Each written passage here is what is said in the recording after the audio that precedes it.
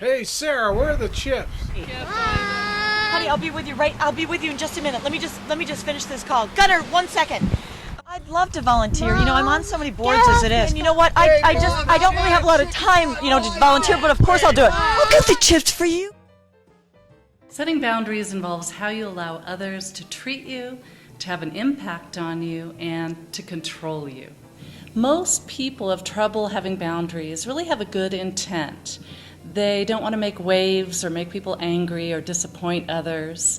They like to please others and make them happy and kind of blend in and feel comfortable with other people.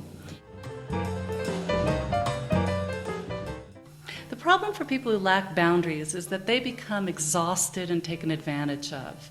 They often don't receive any respect.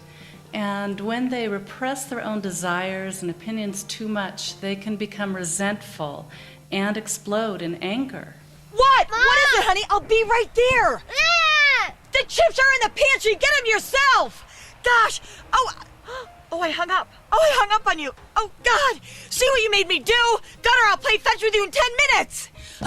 And it's difficult for people around them if it's excessive, because it's not very exciting or challenging or interesting to be with somebody who wants to do everything that you want to do, who's always trying to satisfy you. You don't get a sense of their own desires, their own personhood, their own personal authority, and what they think and believe. There, of course, is a happy medium. You want to be considerate of others and considerate of yourself.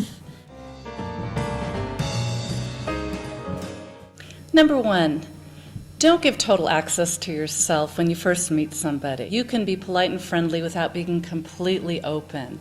Wait and see how you really like the person and how close you want to get to them. Refrain from being completely open about every thought and feeling. Other people are more likely to respect and honor you when you do share your thoughts or feelings.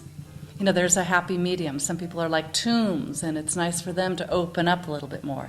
But for people without boundaries, it's good to start keeping some of your thoughts and feelings to yourself. Boundaries are created by body language, your energy, your tone of voice, and of course your use of words. Oh, that's so interesting. Oh, how exciting. Oh, my. Learn how to tune your energy up and down, to kind of cool it off. If you cool off your energy, you don't have to be rude. And people who have trouble with boundaries hate to be rude. But you can actually close your energy off by not looking at another person as much, not being so effusive with your tone of voice, but just leaving or withdrawing your energy from the other person. Oh, you know what? That really sounds interesting. Huh, great. Nice to meet you. Important to be able to sense your own needs and desires and your own comfort zone. A lot of people who have no boundaries are really only sensing what other people feel and want and forget to check in with themselves. So they only notice what they feel when they're completely drained and exhausted, or when they're angry and resentful, when the emotions, are really high. It's much easier to deal with your feelings when they're small than when they're huge and explosive. Mommy. Yeah, baby. I need help. Oh, you know what? I know you do, and I'm going to help you in a little bit, but right now I need some time alone. All right. You can be more effective by being less reactive. When you plead or yell or whine or cry or explode, you actually are quite weak. Can't you do anything for yourselves? I'm exhausted. Can't you see how much I do for everybody? It's just insane. When you have an inner power over what you're willing to accept or not, you can be firm without losing your temper. You actually have more power and can be taken more seriously. Honey, the chips are right there on the table, see? I'm going to go for a run. I'll see you in a little bit.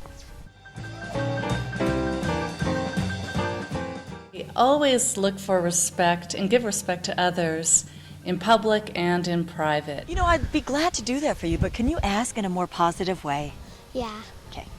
If there's mocking, sarcasm, or criticism, it's really good to mention something, to say, excuse me, because a negative, critical, contemptuous relationship doesn't develop overnight. It develops through hundreds of these little boundary intrusions.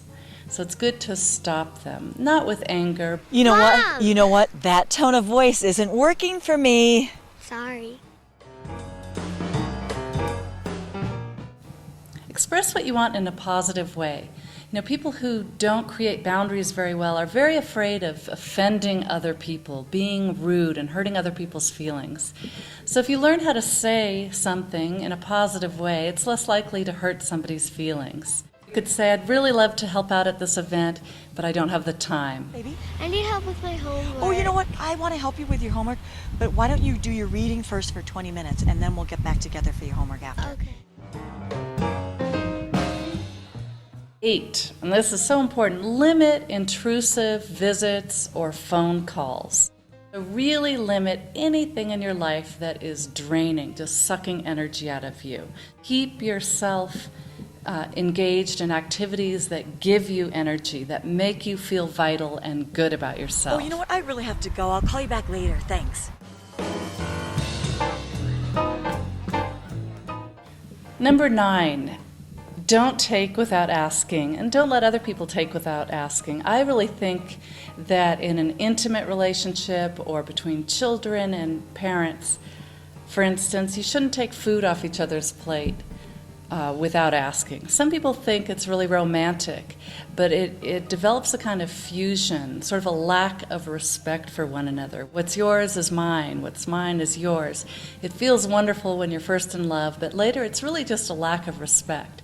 Always maintain that kind of respect and separation and independence. It's also important to maintain respect for physical touch. You can be affectionate and warm, but always look for energetic acceptance of your physical touch. To enjoy long-term passionate relationships that are meaningful, it's important to appreciate each other as separate individuals. And therefore, it's important to set boundaries and to respect the other person as a separate, independent person.